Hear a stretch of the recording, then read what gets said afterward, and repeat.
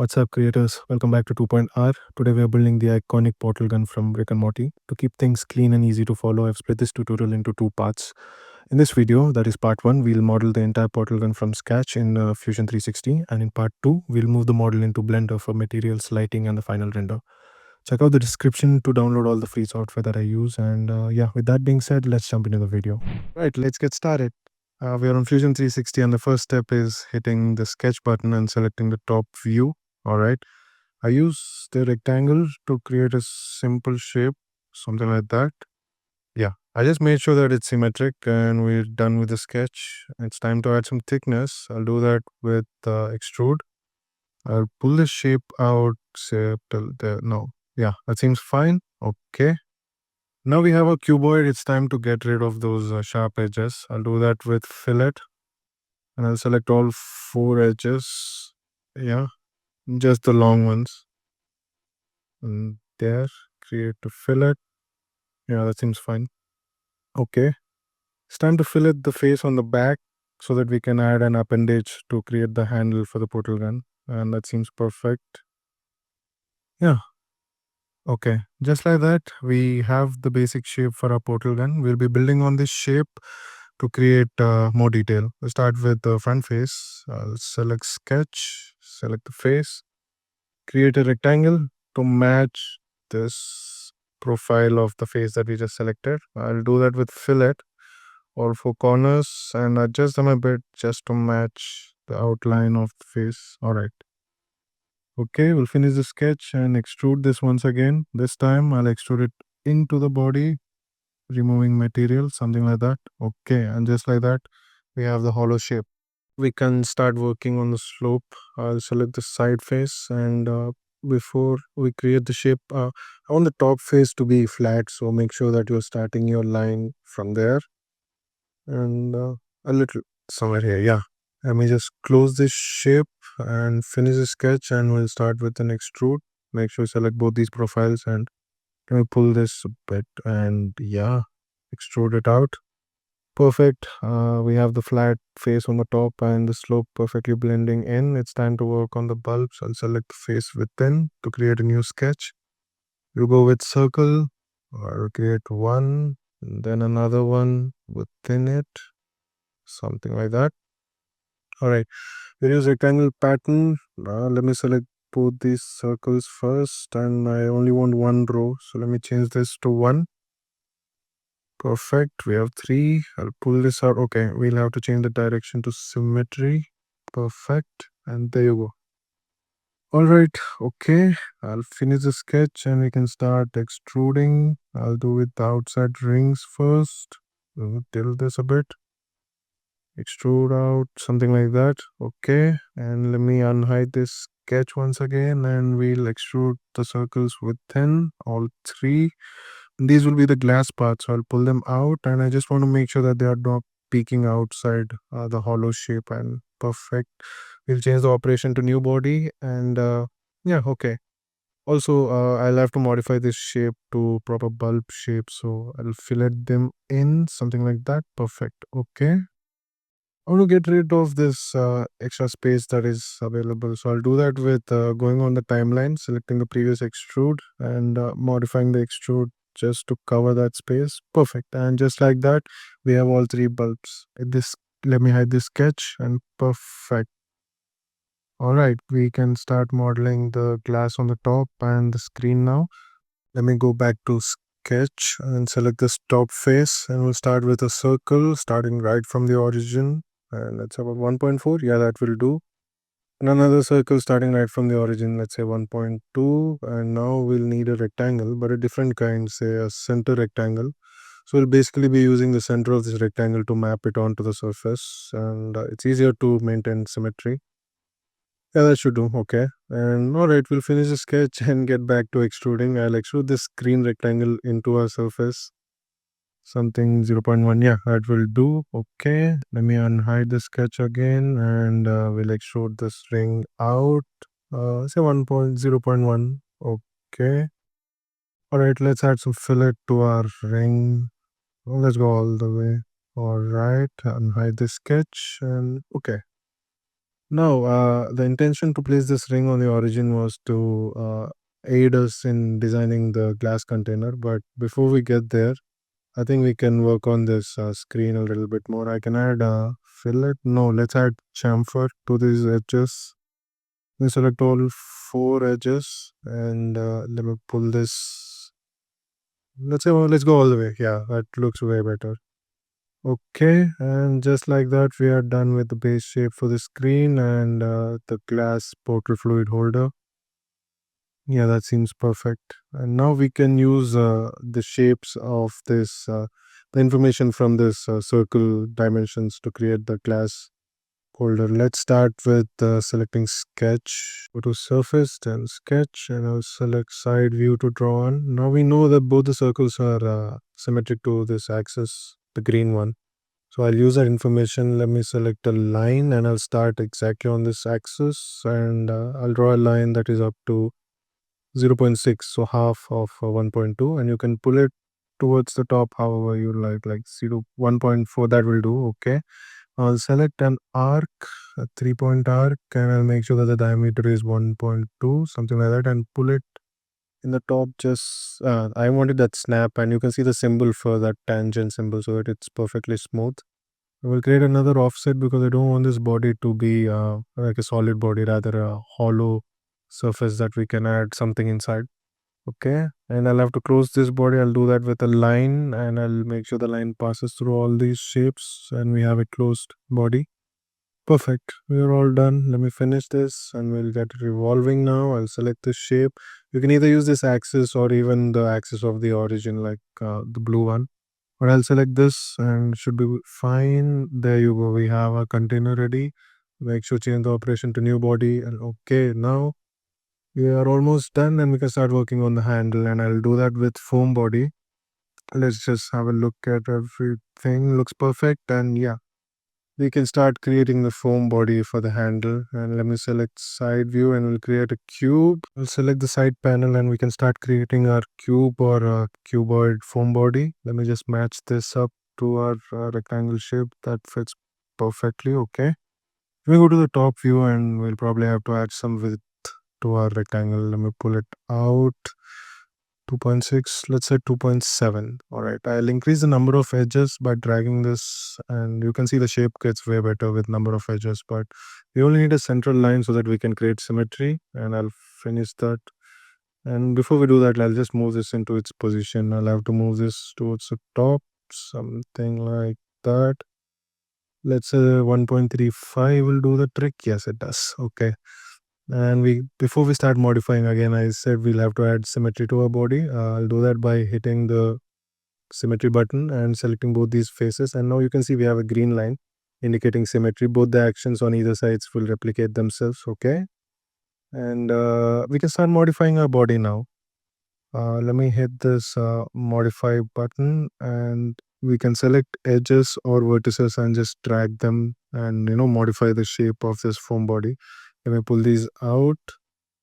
And instead of hitting OK, I can just continue modifying before I finalize the modifications by hitting OK. Let me pull this down. Let me select these and pull this down a bit. Okay. Let me pull this. So maybe the one on the down, I'll pull this in. So we're trying to create an intermediary shape between the body and the handle that we'll be creating. Just want this to squeeze in, and this I'll pull it out so it matches a little bit. It matches the body that we created. Okay, so you can take your liberty here and you can see how it looks once we hit finish the foam body. It looks perfect. I'll get back to editing by hitting edit on this timeline, and we'll modify this a little bit. I'll pull this out and also maybe this vertices, and I want to get this down. So let me select this edge and just pull this down a bit. Okay. Well, let me just modify this shape. Again, as I told you, you can take your liberty and just create a intermediary shape for the handle and the body. Let me try rotating this. I don't want this hollow look, so make sure you don't have that hollow look. It can sometimes make sure that your body will fail. So I'll pull this out And okay, I don't want to complicate this a lot, and that seems fine. So we'll move ahead with our handle. I'll just create a tall cuboid shape. Let's say something like that should do. Yeah. Yeah, that'll do. Let me just modify this shape by increasing the number of edges. Again, just a symmetry line, not that we'll be using it. I just feel better. And let me just pull this out till 1 centimeter. I think 0.9 will do. Yeah. Okay. Now let's just place it in its position before we start modifying. I'll select the body and just move it, rotate, and I just want to match the corner edges like that. Okay, that fits perfect. Let me no, it's perfect.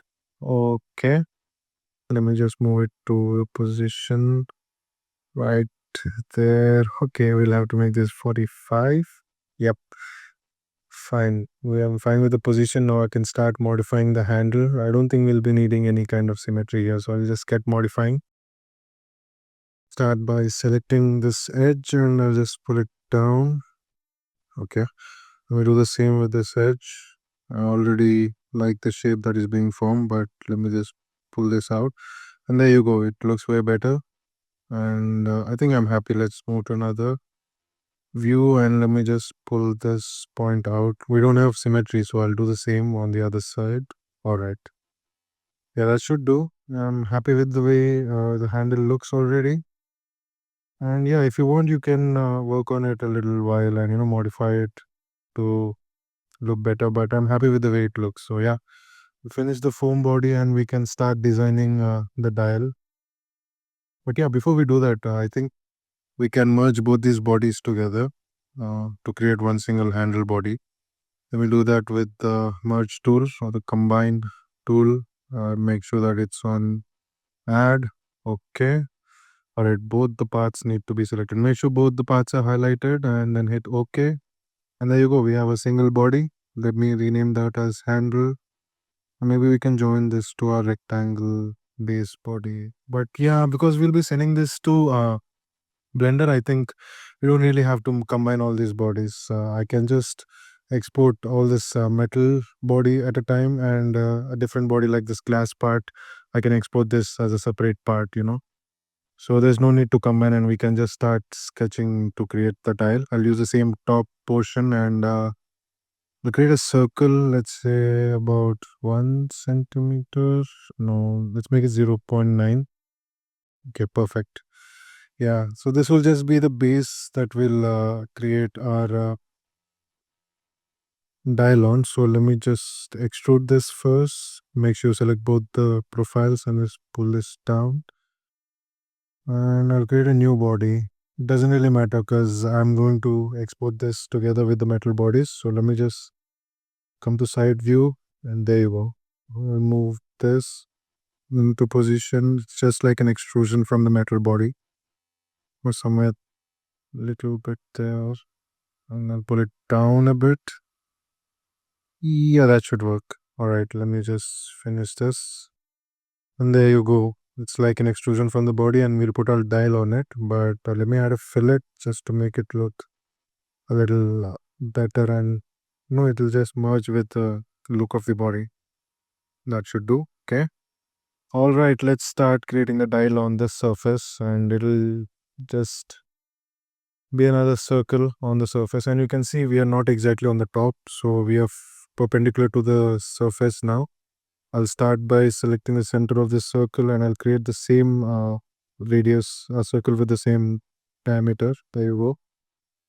All right, we're done. Let me just extrude this dial out.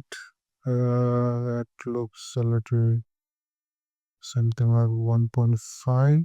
Let me have a look. Now that looks a little bigger than it's supposed to be. So let me just pull that in. Let's say 1.2. Okay. And make sure it's a new body. Okay. There you go. We have a dial. Let me just add a fillet. Make it look better. Something like that should work. Okay. Now, when we are animating this on Blender, I want to rotate this body. So let's just add a little grooves on his body. I'll start by selecting the top of the tile now. and I zoom in and I'll create a rectangle that is symmetric. I'll use the axis and just create a small rectangle that should do. And now we'll select circular pattern. I'll select all these bodies and I'll select the center point of the dial as the center. Let's say 30. And there you go. We have 30 rectangles that we can work with. I'll finish this sketch and I'll use this extrude to create cuts. But instead of selecting all these, we can just first we can hide the bodies that are, that might come in way. Let me just create a box select and let me deselect this central circle, and there you go. We have all our rectangles selected. Now I want our dial to be visible again because we'll be making these grooves into the tile. But let me just pull this. Yeah. But before we finalize this extrude, I want to make sure that it starts with an offset. I don't want them starting from the top of the profile. So let me just create an offset. Because the extrude is going in negative direction, the offset will also be in negative direction. Let's say about -1. No, we can go up to -5. Maybe 4. Yeah, that seems fine. All right, and I'll increase the extrude radius just to match that with the top. Yeah, that should do. And hit OK. And there you go. We have our dial, and it will look way better when we are animating this on Blender. It will just help us to see that the body is rotating. Let me get back all this hidden shapes. And there you go. We are done with creating our portal gun. So we're pretty much done with the 3D modeling part, and all that's left is to export these bodies.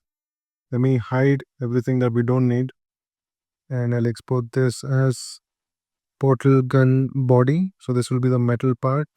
All right, let me unhide all these, and these will be the glass parts. I'll fast forward the video, and we have the glass part, and finally we have the tile part.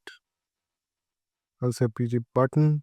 All right, and there you go. We are done with 3D modeling for portal gun.